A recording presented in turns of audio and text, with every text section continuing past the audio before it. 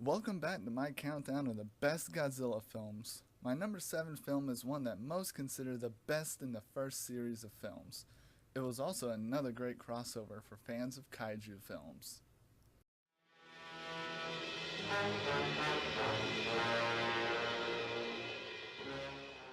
Mothra vs. Godzilla. It's the fourth Godzilla film and the second appearance by Mothra ever. Mothra debuted in 1961 in the film Mothra. The film opens with a powerful typhoon that uncovers a giant egg and washes it onto Japanese shores. A corporate crook orders his lackey to buy the egg for a tourist attraction. Once that is done, the two meet and begin scheming, until they are interrupted by two small girls. And when I say small, I mean they're like 1 foot tall.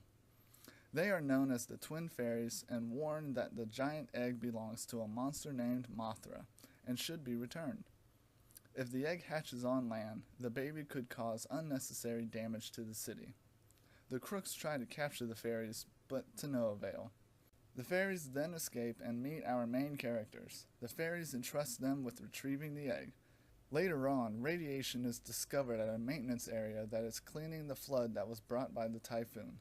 Suddenly, Godzilla slowly rises from the ground and begins an attack on Japan.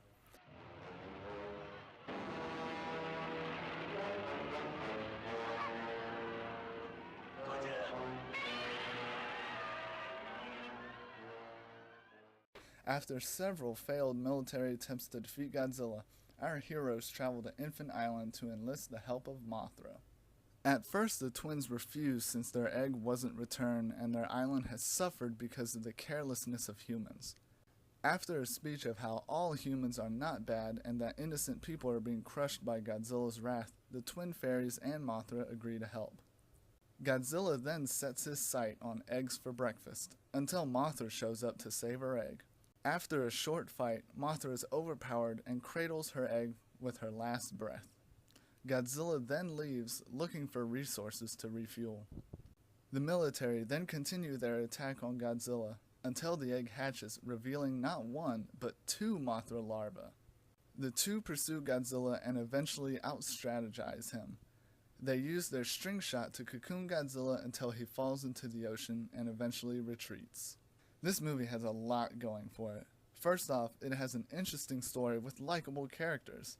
I do think, however, that they were just a tiny bit sexist against the camera girl, but I guess it was the 60s and I don't know a lot about Japanese culture during that time, but I guess women were still looked slightly down upon. I don't know. This movie has great villains though.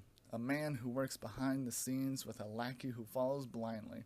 I really like how their greed got the best of both of them in the end, the lackey being shot in the back and the mastermind himself being crushed by Godzilla.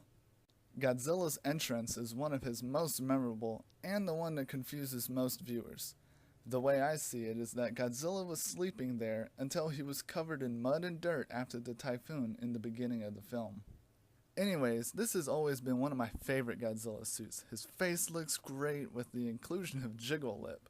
If you don't know what I'm talking about, the actor accidentally bumped into a building and the upper lip loosened, giving it a jiggle effect. The director loved it so much that he just kept on filming. Godzilla is also nearly indestructible in this movie. Ships do nothing, bombs do nothing, even the suit catches on fire. This is so awesome looking. I only wish that in the end Godzilla didn't just give up, because honestly I don't think two baby Mothras would be able to take Godzilla by himself. Mothra looks great too. She is very large compared to Godzilla.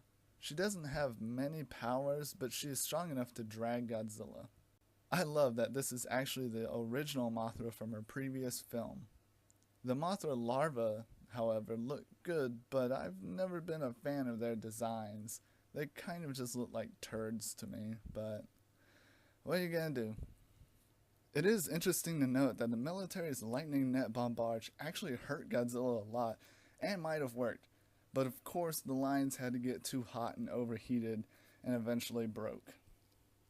I like it every once in a while when the humans are able to come up with a plan that actually kind of works.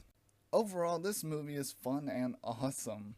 Big battles, loads of destruction, great villains, and Godzilla to the max. I mean, he's in this movie a lot. Well, come back to see what I think is even better than this classic. Next time, Godzilla finally eats.